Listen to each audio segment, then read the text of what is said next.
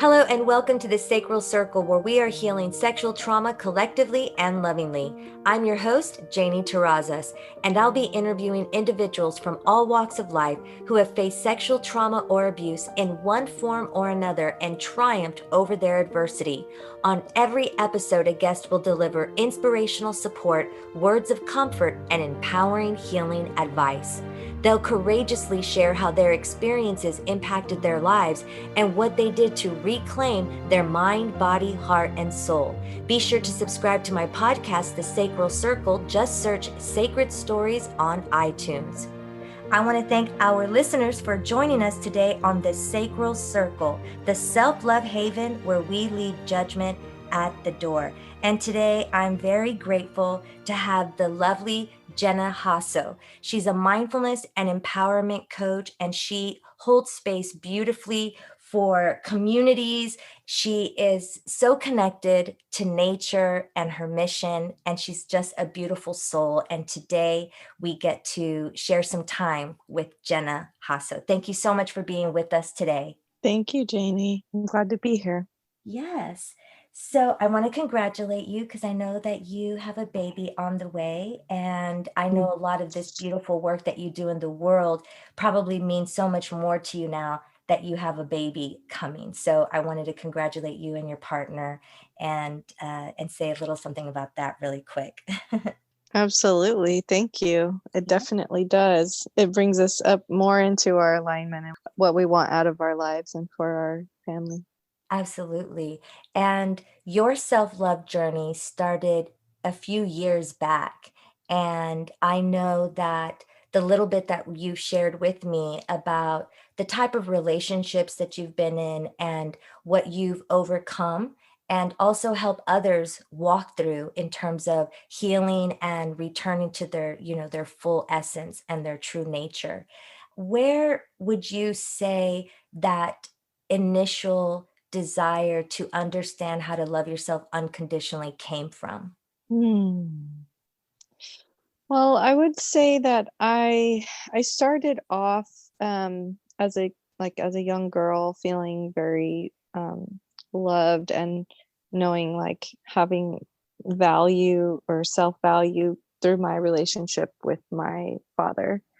Um, at the same time, the sort of mm, toxic dynamics between my parents had a different impact on me that was sort of hidden or in my subconscious until adulthood.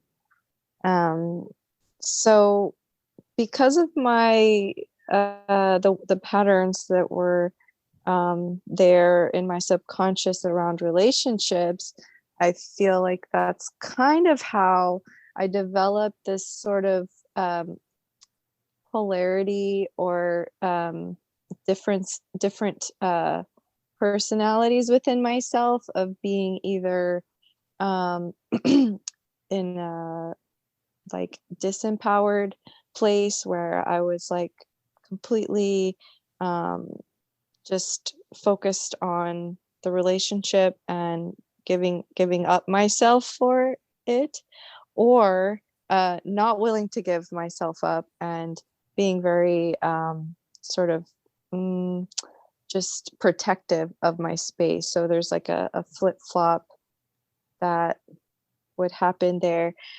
So the question is, when did I first notice, or I'm sorry, what was the question? When was it that you realized that was starting to impact you? Because you described it really beautifully.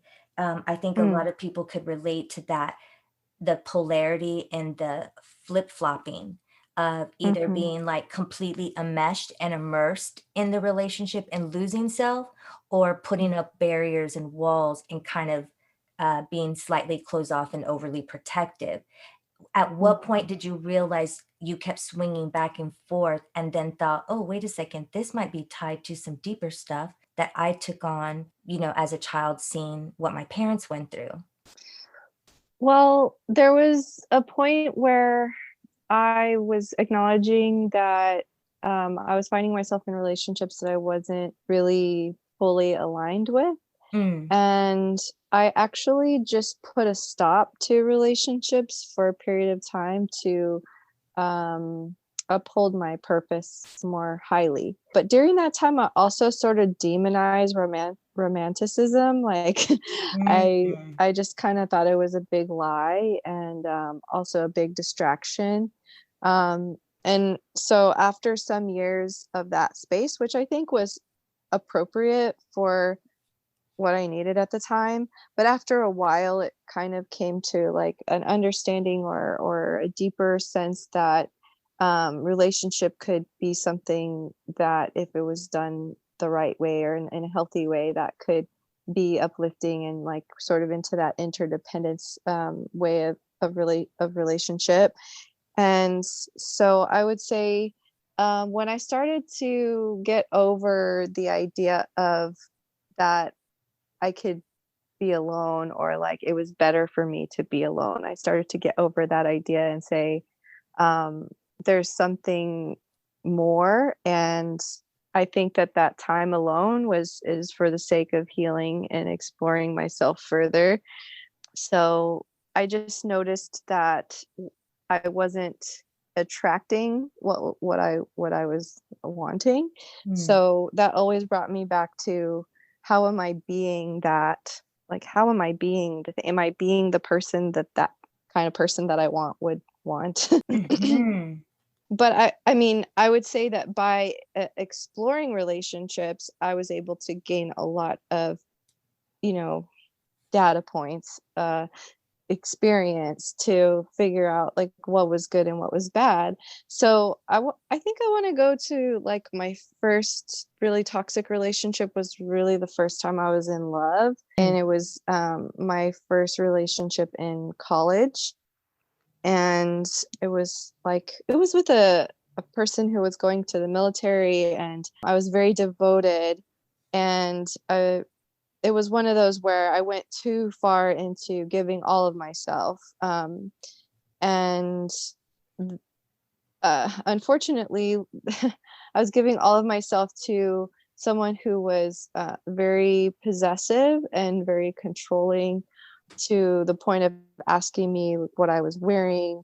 And if I was wearing a skirt or something, even if it was a long skirt, it was like, why are you wearing a skirt? And almost to where I wasn't allowed to have fun or be seen. But he would just go out without me because I wasn't even 21 yet at the time. And so I really, at the time, I really put up with that completely and was just trying to focused on pleasing him. And at the time, it was a deeply romantic thing to do. Mhm. Right? For sure. And if you could elaborate a little bit on, how when we say we give all of ourselves to them or we end up losing ourselves, what does that look like for you? So that Mhm. girls that are listening, I think most people can understand what you're saying, but for those that are like, oh, what does she mean? But what does it look like? Am I losing myself right now in my relationship? Well, I'm a passionate person, and I think that it's best when I have my passions focused on creating in some way and a balance of things. But in this case, it to me, what that meant was that I was constantly thinking about how to please that person. So I was like, I found an apartment, I decorated the apartment, I want to make us a home.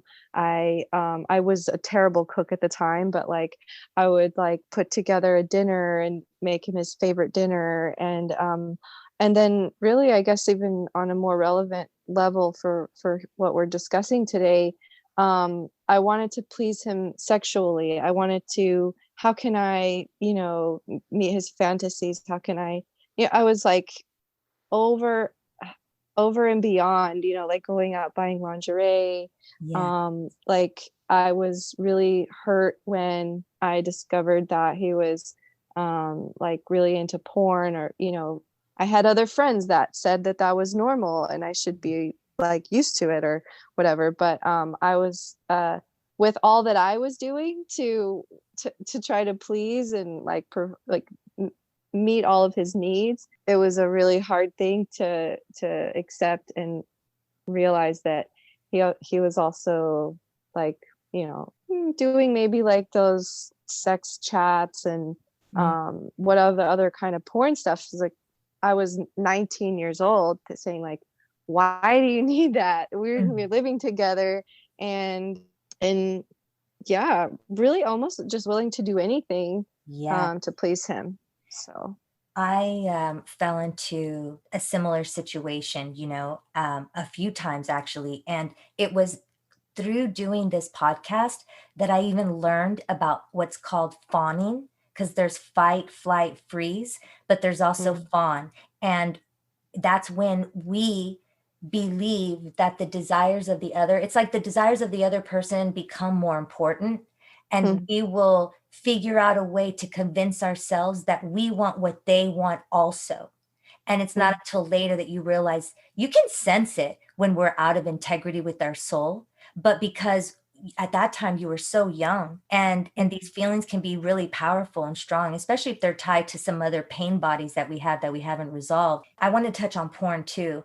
I love that you mentioned you talk to your friends, and there's this idea, there's this normalization in our culture that women just need to be okay with men watching porn. And when you really start mhm, to do the deeper research about what it does to the brain and everything, I always leave room. I don't judge, but I also understand what it can do. And I was in a relationship where it created a lot of damage. And mhm, we're also, women can be very impressionable, and so we don't feel like we're enough and we're not meeting their standards. And it really creates a lot of tension in our bodies and our stomachs, our hearts, our minds.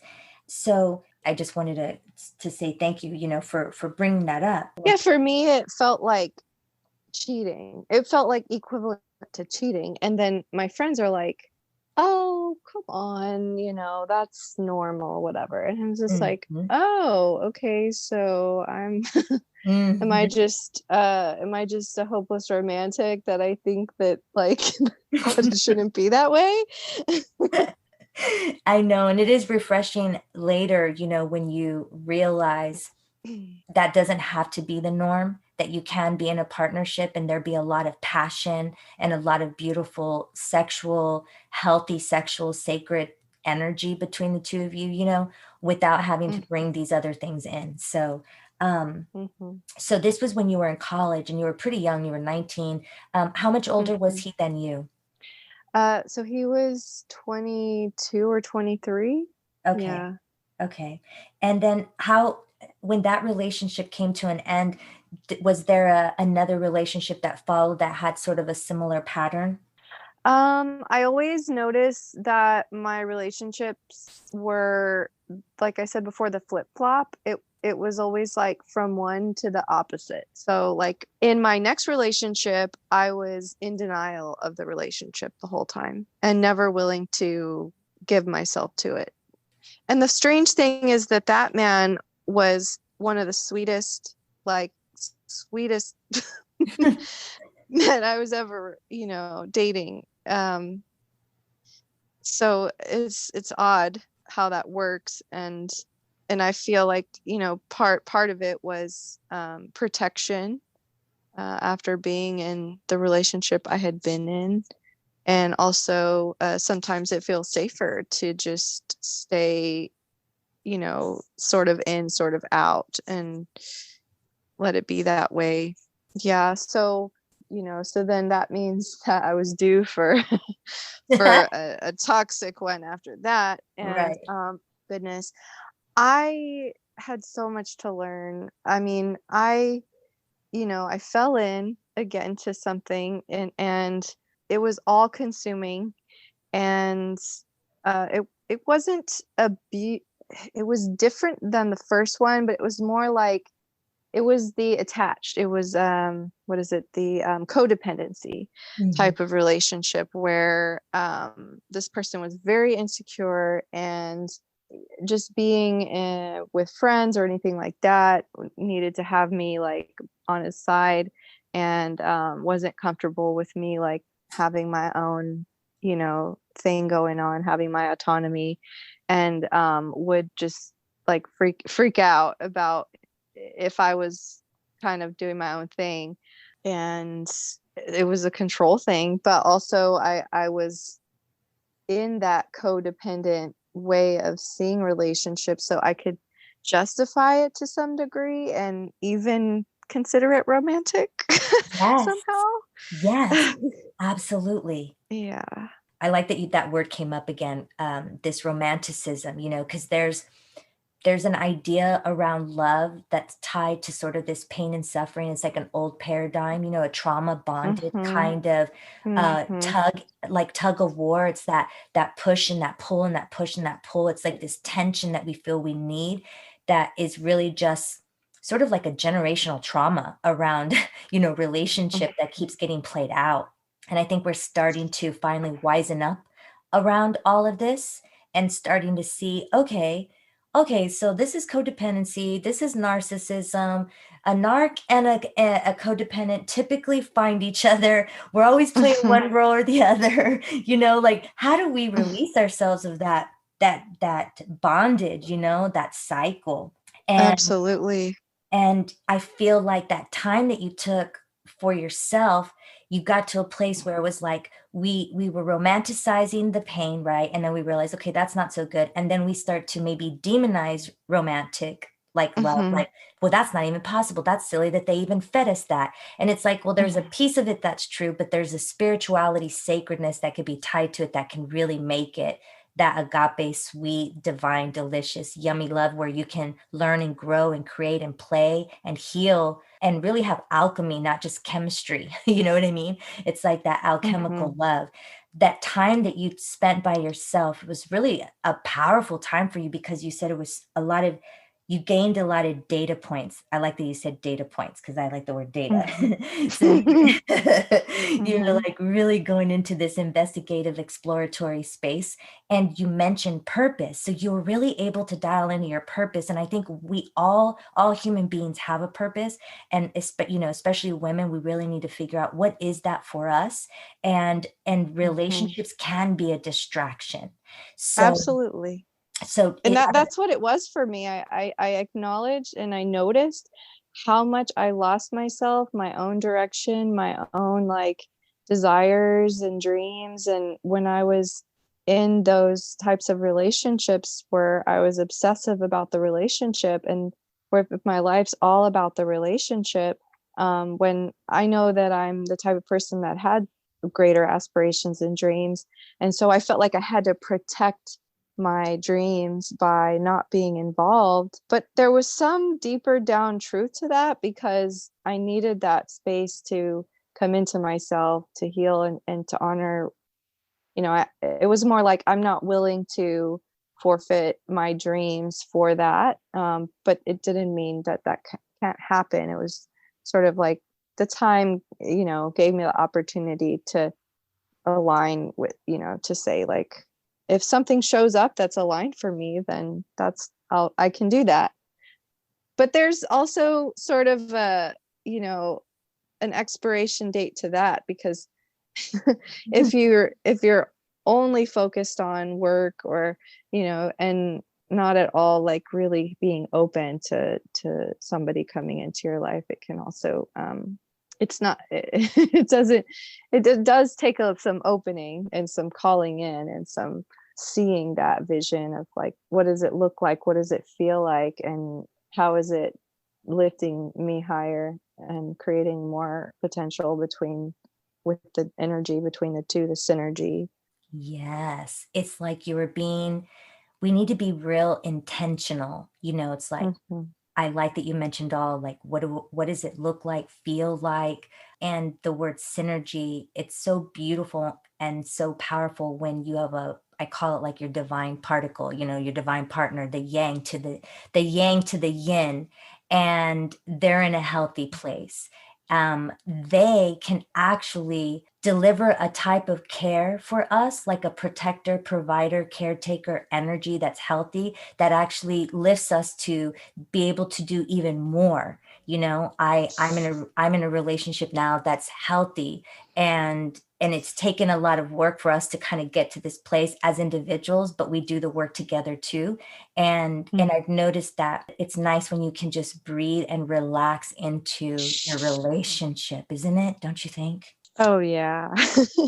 And it's still for me in my life, and me coming to connection with my partner, I'm still in the receiving of it after a lifetime of what I've experienced. So it takes a lot of presencing and reflecting and really connecting with my truth to say, like, is this really, this thing really happening, or am I imagining it because of all of my past experiences? And just get real with myself, that I'm having to receive new information and new experiences that my my subconscious wants to protect me, or based on the past, and when in reality it's not the repetition of the past. And so it's important that I don't somehow repeat the past, or sabotage a good thing, um, Mhm. by acknowledging that there is a difference, and being a little more humble too in my own process. Mhm. um, For sure. I feel like vulnerability and humility are the key ingredients to authenticity. And so when we're able to bring that into partnership, having that relationship with self, and then figuring out how to extend that to another person. And I love too, obviously, you're a mindfulness and empowerment coach, right? So you're practicing mindfulness, you're discerning more wisely when you're feeling sort of these thoughts and emotions come up with some things. You're checking in with yourself, which is really awesome. And you're not just jumping to conclusions. I love the four agreements, like don't make assumptions, don't take things mhm, personal, be impeccable with your word, and do the best that you can. And I feel like you're mhm. doing all of that in your partnership and in your life and in all that you're doing. So it's really beautiful. So I mentioned something about codependency. So when I was in the second toxic relationship, around I was had my engineering job around that time. It was 2008, 2009 time frame. And that person was had some addiction issues, including love and sex addictions. That he went to uh, addiction like group meetings for that, and he was reading the Facing Love Addiction book. And because we had been in a relationship, he wanted me to read it, and so I did. He gifted it to me, and he was also trying to get back together, but I was sure I was done with that. I was done with that, but I did read the book. And I didn't read the whole thing, but I read the the opening part, and I received what I needed to from that book, and it hit me really, really deep, which was the idea that another person would complete me, and like feeling that I needed that to get to the next place in my life. And I was so young, that I'm 36 now. At the time I was 23 maybe. And the fact that that was true, that I did feel that way, like I needed to find my person at that age, even when I wasn't really developed into who I was. It hit me so hard. I remember when I read that in the book, I cried. And because I knew that I needed to release that, I knew that it was speaking to me, that I was one of those people that had that belief, and I needed to let it go. And that really helped me a lot. Absolutely. It's like that line in Jerry Maguire, you complete me. And Mm. oh, it's like, no, it romanticizes. You're like, no, don't say that. But of course, we all get sucked into it, and then you realize, no, that's not what's supposed to So happen. many movies, like it was so many movies, and all the Disney movies. And yeah, I mean, I love The Little Mermaid, and it's so romantic. Yes, I know. And I guess that definitely is, ingrained in our psyche at a really young age. And those of us that go through a healing journey, we start to discover our fullness. It's like, oh, it's the balancing out of our masculine energy and our feminine energy, and learning how to be like a healthy divine protector, provider, caretaker for self, so that we can Mhm. extend that to others and in our friendships and in our partnerships. And not everybody wakes up to this, and those that do, it is a choice every day to do the work. So I honor you greatly for all the work that you've done on yourself around this, and for being open and sharing these moments in our lives, where we make quote unquote mistakes, because is it Maya Angelou that said, when you know better, you do better? Mm, mhm. I think it was her. Yeah. To follow up the last thing I said, more recently, I did also then read the book Attachment, which puts a different spin on the idea of attachment and the idea that there can be healthy attachments, which it was nice to come around to that and to then open up to allow something to come into my life, because I had so much fear about being codependent and those patterns that I was keeping things. I was very protective of myself, and also fearful of what I might fall into if I knew that that was my tendency. But to know then that attachment can be healthy and it can be okay, and it's a natural part of who we are, and really also helped to not see that those parts of myself that wanted that to be broken, but that that it was still within like what's natural and necessary, and just in different ways with dynamics that are better, that Right. are healthier. Absolutely. And yeah, so I'm so grateful to be now in a relationship with somebody who listens to my whatever, like my reflections, my complaints, my concerns, and wants to meet my needs, and I have a genuine desire to love him for all that he is, just as he is, and for us to find how to move forward on things where we get stuck together, and with compassion and patience for each other.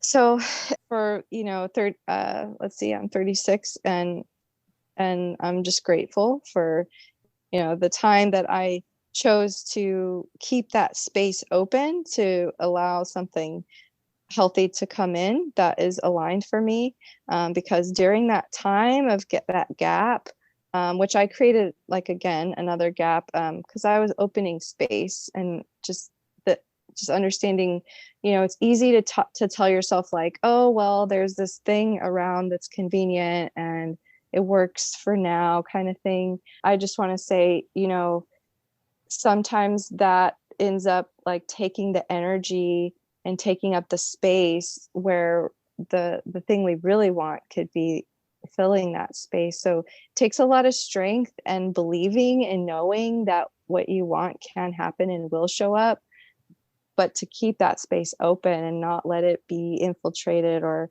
filled with things that aren't really what's in alignment. Yes. And what were the healing modalities, Jenna, that you used to get to the place that you are now? What were the different ways you feel led to this moment in your life?